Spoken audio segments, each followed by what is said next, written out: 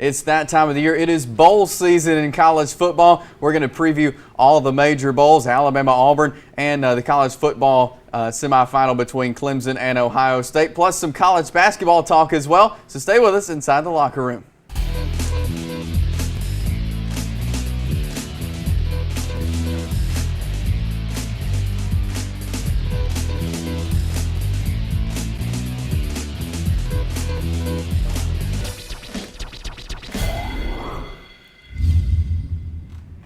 Here inside the locker room, a big one coming up at the beginning of January is Auburn and Oklahoma. A lot of people thought towards the end of the season the Auburn Tigers would not be making a run to a major bowl, but they surprised all, and they've got the Oklahoma Sooners as welcome in Gerhard Mathangani and the Auburn, Oklahoma. That's a big game and a matchup we don't always see between the Sooners and the Tigers. Right, and to think that Auburn lost 2 of its last 3 games and able to get in this game, it's kind of like you said there in the open. I don't think a lot of people even saw this coming. And it depends really which Auburn team that we see, because we saw an Auburn team that went on a 5-6 game winning streak in the middle of the year, found a good running game with Cam Petway, found some efficiency with Sean White, and then Sean White gets injured, Cam Petway gets injured, and then you have to rely on John Franklin III and Jeremy Johnson, and then you're starting to think, is this Auburn team ready for a big test? And the bowl matchups come out, and not only do they have a big test, but they have a great test in Oklahoma, a team that many thought that if it weren't for maybe like a Michigan or maybe Wisconsin or Penn State, they might be in the talk for being a team that's in the top 4 and in the playoff because of their being Big 12 champions. I think that Auburn has a lot of work to do in order to beat a good Oklahoma team in December. But with a month ahead of time to prepare, I think that is going to be what gives Gus Malzahn some leverage, some leeway in order to create a game plan, get everybody healthy, and look more like the Auburn team we saw in the middle of the year. You know, Oklahoma with 2 Heisman candidates. What's it going to take Auburn to stop these guys? Because they're good. Absolutely. And Auburn, the good thing about Auburn right now is that they're playing well defensively. Now their defense, especially the back end of the defense, has a strong test with both Baker Mayfield and Dede Westbrook. Like you said, 2 Heisman Trophy finalists, 2 of the top 5 players in America, according to the Heisman Trophy Trust. I think that this Auburn defense will have to get pressure on Baker Mayfield, and if he makes mistakes passing the secondary, will have to get some turnovers, get some interceptions. That way, I think they can keep their offense above the sticks as far as in field goal or in good field position, because if the Auburn defense doesn't hold Oklahoma and the Auburn offense is put in bad spots and can't move the ball, this game could get ugly. Well, here is Coach Gus Malzahn on playing Auburn coming up in the Sugar Bowl. Well, I've seen a little bit about Oklahoma. Of course, it starts with their quarterback, Baker Mayfield, one of the better quarterbacks in college football. They're extremely talented on offense with their skill guys. Defensively, very solid, too. I got a chance to watch the game against Oklahoma State, and Oklahoma State's got an excellent offense. So, overall, a very good opponent. We move now to the number 1 team in the country. The Alabama Crimson Tide will be taking on number 4 Washington in the first of 2 semifinal games in the college football playoffs. And Gerhard, I know the people are looking forward to this Alabama-Washington game. Another game probably we've never seen before in college football between Alabama and Washington. And Washington's proven to, work themselves up. Yeah, a lot of people thought that Washington might have gotten frozen out of the college football playoff, but 2 impressive showings. Number 1 in the last regular season game against Washington looked really good, scored 45 points in that game, and then beat a really good Colorado team that nobody thought anything of at the beginning of the year, made a run, won the won the Pac-12 South, and then played really well going into that game. And then we had an Alabama team that has just been lights out all season long. I think that there's not a lot of people, including the people out in Vegas, who have Alabama's a 14, 16-point favorite. Not a lot of people think Washington can win this game. The only way that I see them having a chance to win this game is if they can get big plays on Alabama's secondary. Alabama's secondary has been banged up with Eddie Jackson being hurt. Ronnie Harrison got also injured in the SEC championship game. He ended up coming back into the game. But if they can attack the backside of that secondary, well, then they have a chance. Just like with the previous match we talked about with Auburn and Oklahoma. I think that Alabama's in a good spot right now, though, because where Washington succeeds is in the passing game. Where Alabama succeeds is on the defensive line and getting pressure on the quarterback.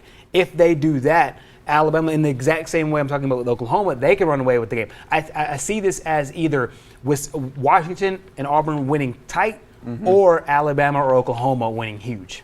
Alabama is very familiar with the Georgia Dome in Atlanta, where they will be playing this game. Right. Last game we saw Alabama play was there in the Georgia Dome. How much is that going to help the Tide? Huge. It's so big, and it's big on two fronts because they're so used to that Georgia Dome because they've now been in 3 SEC championship games. They've also played, or Nick Saban's also coached, and all these coaches have also coached in these kickoff challenge games. The familiarity with Atlanta, it's almost a home away from home for Alabama. Not to mention the proximity, because just from a distance perspective, they're also comfortable in Dallas. They've played a few games in Dallas as well, but this is just an hour and a half, 2 hours, 2.5 hours down the road from where they are in Tuscaloosa. This sets up perfectly for Alabama, the venue.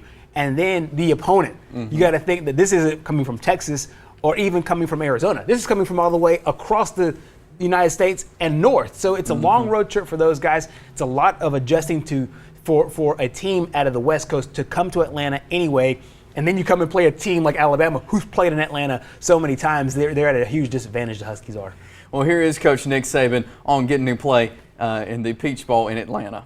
Even though this is our first time playing in the Chick-fil-A Peach Bowl, we certainly feel very comfortable with the folks that are our hosts because we've had the experience of being in 4 of their kickoff classics, and that's been very helpful in exposing this program and helping build this program to what it's become. The Alabama-Washington game will be at 3 p.m. on New Year's Eve. The next semifinal game, it will be the primetime game that night, and that is between Clemson and Ohio State. A lot of people didn't know if Ohio State would make it in the top 4. They did, and they have got a tough test against the Clemson Tigers. One thing that goes in Clemson's favor is they were here last year. They were in the college football semifinal. They ended up winning a game, played Alabama in the national championship game, played well in that championship game, probably could have won in really certain scenarios, played well enough to win that game. Alabama ended up coming up with the victory. So Clemson's got the experience. Deshaun Watson, all these guys have been here. So has Urban Meyer. He's led programs here as well. I think the Buckeyes are playing well right now, and we'll have our pick later. But I think that when you get into a situation when you have a team that was just here last year, hungry to get back, even though they haven't played like the team that we all thought this year, this can be their wake-up call. And we'll see how they do against a very, very good Ohio State team who last we saw beat Michigan at the Shoe. Deshaun Watson also a Heisman finalist at the quarterback position for Clemson. How is he going to be able to lead his team to the championship again? He's got to have some poise about him, and he's got to understand that, yeah, they've looked bad in certain spots this season, but as long as they get their best effort of the year on that night, on New Year's Eve, they have enough to beat Ohio State. I think Ohio State walks in as the better football team, but there are certain times with Clemson this year where you saw and you scratched your head about what you were looking at. And then there were certain times when you saw remnants of what you saw last year and the kind of team you expected to get back. Remember the conversation last year right after the national championship game was, we could see this matchup again. The table's been set now where we can see this matchup again. Alabama and Clemson playing in the national championship game in Tampa. I do think that Ohio State does have what it takes to win, but my thing is that you cannot ever count a team out that was just there less than a year ago. Well, it will be fun to see, and we'll get you ready for the national championship when we return in January. We're going to grab a timeout right now, though. When we come back, we'll talk some college basketball. So stay with us inside the locker room. Back here in the locker room with all this football talk, it's basketball season too. College basketball is getting started after the turn of the calendar to 2017. We'll start seeing conference play from everybody, but right now it's just kind of getting your feet wet in the basketball season. A lot of games, but let's start with the Jacksonville State Gamecocks. Yeah, Coach Ray Harper coming in his first year, coached at Western Kentucky, coached at several different Division II schools, has a great track record. A lot of people were really excited to see what this team was like with a first-year head coach. So far, they've had some of the same growing pains, growing struggles as a lot of teams have. They also play a lot of these what they call guarantee games where, you go out and play some tough competition, and they've lost to Maryland. They also they lost earlier in the season, but they also picked up some pretty big wins. They beat Tulsa to start out the year, and they beat Shorter and a couple other colleges. I think that with JSU this year, it's a true just getting everybody used to Coach Harper, getting Coach Harper used to his players. There's some new players inside the program, getting used to his offense and all of that. And they play such a tough schedule because they play so many road games, especially at the beginning of the year. I think they played, the highlights you're seeing is like one of 2 home games they play in November and December. All the rest of their games are on the road, and so they've had a lot of travel. And usually when you travel a lot, that's when you get to know each other, because you get to know how the people live and how they are. And so it's good for bonding. So the win-loss record might not be everything with this group so far as we shoot today. They're 5-6 on the year, but it's about where people expect it. I expect them to grow with every single game. Like you mentioned, their tough schedule. They played TCU, Maryland. They went out to Las Vegas for a tournament. So they're playing some really tough games. How is that going to help them when they move into the tough OVC? Because the OVC is a good basketball conference. There was a lot of talk last year and years before about Murray State, about Morehead State, about Eastern Kentucky having not only the conference champion go into the tournament, but also have an at-large bid. That's how strong this conference is and respected it is when it comes to basketball. Coach Ray Harper and his guys will have a lot to overcome as far as getting the team where it needs to be competing at the top of the OVC in year one. And it's really unfair to even ask that they compete for a conference championship in year one. But these games early in the year will certainly set the table for that. Because you're competitive in these games and the games against the tough FBS competition, Power 5 schools, if you want to call it that. The tough games against those teams will set them up really well against the conference. If for no other reason, at least you see that competition, and you won't be nervous night in and night out when you play the tougher OVC league. And moving from JSU, let's move to the SEC, to the Alabama Crimson Tide, they've lost several games. No, Texas. They lost to Dayton as well. So for the Alabama Crimson Tide, they're trying to get still adjusted to Avery Johnson in his second year. Right. They're 4-4 on the year, and a lot of what Avery Johnson has to deal with is a lot of new guys, a lot of newcomers, but also getting guys that were hurt last year. Dazon Ingram was the player of the year 2 years ago, came in as a freshman and had a season-ending injury last year. Same thing this year. They have a lot of new players coming in. So basketball is a big-time chemistry sport. And I think with Coach Johnson and his crew being able to get the chemistry down where they need it, and they can't play the way they played in the second half against Texas. I think that's been the most disappointing thing. They got outscored 51-30 in the second half of the Texas game, ended up losing. That's the stuff that Coach Avery Johnson really wants to be able to solidify as they move forward, because I think that you have a good, strong nucleus, you have good core shooters, and they have what it takes to make a run, especially in the SEC. But to have these non-conference games not go your way, the Texas game and the Oregon game are the 2 games that they've lost back-to-back, I think that this gives Coach Avery Johnson a lot of teaching moments going into next year, or going into the backside of this year. The SEC, another tough conference like you mentioned there. What's it going to take for Alabama? You know, a few years ago we saw Alabama playing in the semifinals and even the championship of the Southeastern Conference. What's it going to take to get back to those days? It's going to be a lot of runs. I think the thing about Bama last year is they got hot about the late January and into early February, and then put themselves in the conversation maybe to be a bubble team, and they kind of fizzled at the end, and they weren't the bubble team that people thought that they might be, one of those first 4 in, first 4 out when you talk about the bracketology and all of that. I think that if they can continue to play well out of the conference, because the thing is that a lot of people forget this time of year until you get to the selection Sunday and the selection committee comes back and looks at the way you played in the non-conference, and if you have some good non-conference wins, well then you move yourself forward in that conversation. Right. So far right now, Bama needs to get those conference wins in. That way, whenever they go out to play in SEC competition, they can have maybe a 500 year in the SEC, still put themselves in position to make a strong run there at the end. Well, from the Alabama Crimson Tide, let's move to the Auburn Tigers now under Coach Bruce Pearl. 6-2 so far. Lost a tough one at Madison Square Garden against Boston College. Lost by 1 in that game. But they've had some impressive wins so far as well. They also lost to Purdue with Isaac Haas, a former Hoax Bluff native. I think that what we have with Auburn is you have a team under Bruce Pearl that is now in year 3 altogether. TJ Lang getting hurt in their last game will be a big injury, but I think we're seeing Mustafa Haran and Danjel Purifoy, those 2 specifically, have been really the leaders of this team on the offensive side of the ball. coach preaches defense, and I think we'll see an improved defensive team for Auburn. But I think they're athletic. They're shooting the ball well. 6-2, like I said. So unlike Alabama, they are winning these non-conference games. They just have to keep this momentum going and then try to put themselves in position to maybe get a top 4, top 5 seed in the SEC tournament and then make a run of there as well. Bruce Pearl has always been a coach known for his enthusiasm and his recruiting. How has he helped Auburn in those departments? Well, at last I checked, Auburn was number 2 in the nation. And Alabama was in the top 5 as well, number 2 in the nation in recruiting for the class of 2017. They were in the top 15 last year, the class of 2016. Bruce Pearl knows how to recruit. He knows how to get out there and sell people on the Auburn program. They have a new, nice arena to attract to players that are coming in. They don't have the cachet of the Kentuckys. They don't have the cachet of even the South Carolinas who's emerged here as of late.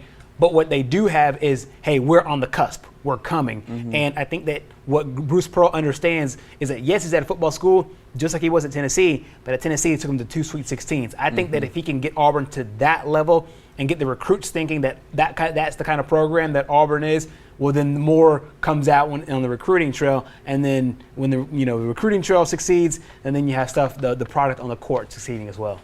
Well, we'll keep you updated with all this college basketball as conference play begins coming up here in January. We're going to grab another timeout. When we come back, we'll talk some more college football and have our pick 6. Stay with us here in the locker room. Back here in the locker room, we've been talking about the coaching changes and how Lane Kiffin possibly could be on a different sideline next season. Well, he will be, and that will be at Florida Atlantic. I wouldn't say it's a little bit surprising, considering some of the jobs that were out there. The Houston job in particular, everybody thought that he might be a candidate for that. That job ended up going to, ironically, another Saban disciple, so to speak, in Major Applewhite, who was his offensive coordinator in that first year back in 2007. I think that with Lane, you get a good offensive mind who is now in a position where I think he's ready to be a head coach. And he took 3 major jobs: the Oakland Raiders, the Tennessee Vols, and USC, all before the age of 35. I think that he was young, and then he goes to the best coach in college football under Nick Saban. He spends some time with him, learns how to build a program. Now, the programs won't be similar. This is not comparing apples to apples because FAU will not be anytime soon competing for the same championship that Alabama's competing for. But I think that you'll be able to build a program and show what you can do there. And so you give him a good 3-4 years of a recruiting class. He knows how to recruit. He's down there in Florida, which is a talent-rich state. This is a good program with low expectations where he can come in and help build the program instead of going to somewhere established like the Raiders who've won Super Bowls, like Tennessee's won national championships, and like USC who just came off a dynasty. It's not that. It's a different situation, and I think he's a good man for that job right now.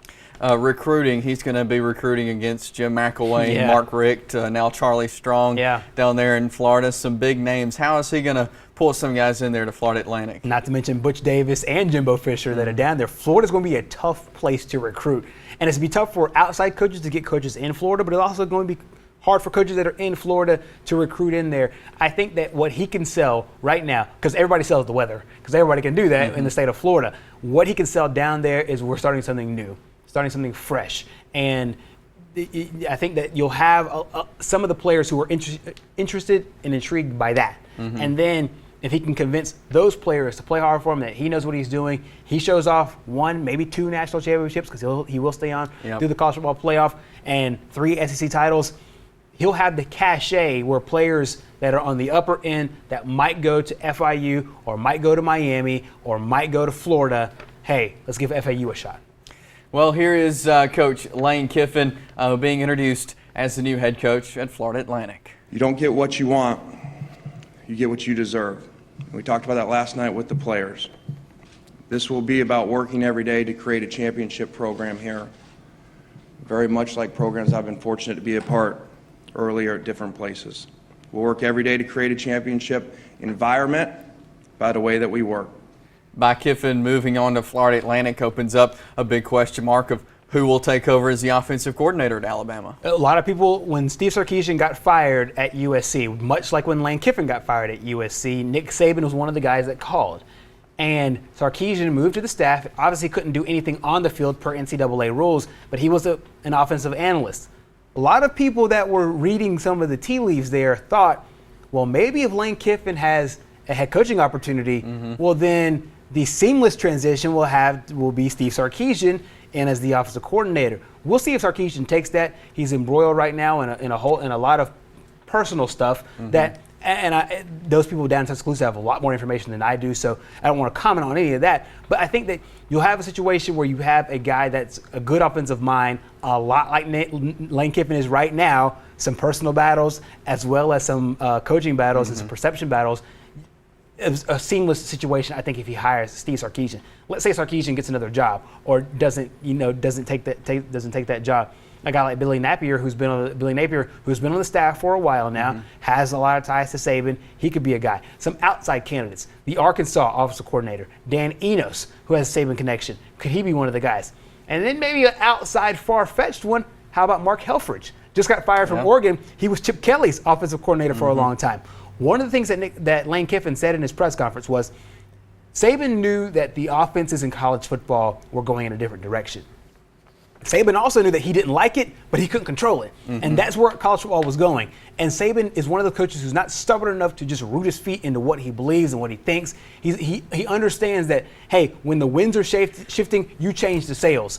And so Mark Helfrich might represent some of that as well. Maybe not running exactly what they ran over at Oregon, but implementing parts to it. That's just a name that, kind of a pipe dreamy kind of name, a big name who just got fired from a big time opportunity. We'll see where Alabama goes. I do lean more towards picking somebody up in-house.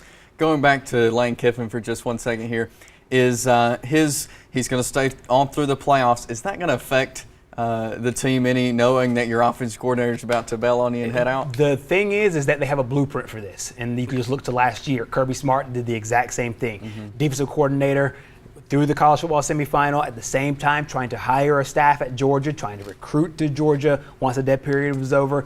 You have a similar situation, so Lane can always get on the phone with his good buddy Kirby and ask him how he juggled all this. And to his credit, Kirby Smart was pretty upfront. He said this is one of the hardest things I've had to do as a coach. Basically run two programs at the same time, doing one in Tuscaloosa and kind of calling the shots over in Athens. So it can be done. But another thing, though, too, is that, like I said earlier, he's going to a program that doesn't have many expectations. So not like Georgia, where they expect to win the SEC East every year. He's going to FAU, where they know that he needs time to build that program. So I think that little extra leeway goes a long way. Well, with all this college football going on and the bowl season, we're going to be picking some bowls. Now, this is our final show of 2016. We're going to take the next couple of weeks off. We'll be back on January 5th. So we're going to run through some of the bowl games here in our bowl edition of the Pick Six, as we start with the Sugar Bowl between Auburn and Oklahoma, and Mickey Shadracks is going with the Auburn Tigers. This is going to be a tough game. I said at the beginning that I think that Oklahoma has what it takes on offense, but if Auburn could do what they need to do on defense, get Cam Petway, get Sean White healthy, I like the Tigers to come away with the upset. I am going SEC in this one with the Auburn Tigers. Next up, Penn State, who really wanted to be in that top four of the playoffs. They're taking on USC in the Rose Bowl. Yeah, this will be a tough matchup, and we'll see how Mickey picked. And Mickey Shadracks is going with Penn State. I'll tell you, the hottest team right now in college football, and a team that they didn't have that ugly loss to Alabama and didn't have a third loss on the year, would be USC. They're playing right across the street from where they play their home games. I like the Trojans in this one. It's too close to home, and the Trojans are playing hot right now. I've got Penn State in this one. Next up is the Texas Bowl between SEC's Texas A&M and Kansas State, and Mickey Shadracks is going with Texas A&M. Same here. I think that Texas A&M's got they've got a little bit going on right now, and I think that they need to springboard into next year. A big win over the Wildcats would do that. Absolutely. I've got Texas A&M in this one. I think they're going to be ready for this game. Next up is the Citrus Bowl between Coach Orgeron and LSU and Lamar Jackson in Louisville. And let's see, Mickey Shadracks is going with LSU in this one. I think the word distraction gets thrown around a lot, but how much will a distraction be with Leonard Fournette already declaring for the National Football League? For Lamar Jackson, who's now on this Heisman tour and doing all these interviews and doing everything. It'll be interesting to see how both teams handle the distraction. I think Louisville does it a little bit better. I'm going with the Cardinals. I'm going with the LSU Tigers in this one. Next, we'll start here with our playoffs. This is the Fiesta Bowl, Ohio State and Clemson Let's see. Mickey Shaddricks is going with the Clemson Tigers. This would be tough, and I really struggle with this one a lot as well. But I like the Buckeyes. I like Urban Meyer in this situation. I've really been a fan of what Ohio State does in these big games. Last time we saw Ohio State on the field against Michigan, who arguably could have been in the top 4, and the Buckeyes got the win. I like them here as well. Ohio State is impressive. I've got the Buckeyes in this one. And finally, the last one up at the Chick-fil-A Peach Bowl over at the Georgia Dome in Atlanta. Number 1 Alabama, number 4 Washington. Mickey Shaddricks is going with a Tide. Thankfully, we're going to do a show before the national championship game because I think you're looking at one of the teams that will win the national championship. I think it's going to be Alabama. Alabama wins this game, and I wouldn't be surprised if they run away with it. I've got the Tide in this one. Thanks so much for joining us on the show this week. Again, we'll take the next couple of weeks off, and we will be back in 2017. Thanks for joining us here in 2016. It means a lot for you to join us each week and play along with us here on the show. Have a great Christmas and a great New Year, and we will see you in 2017.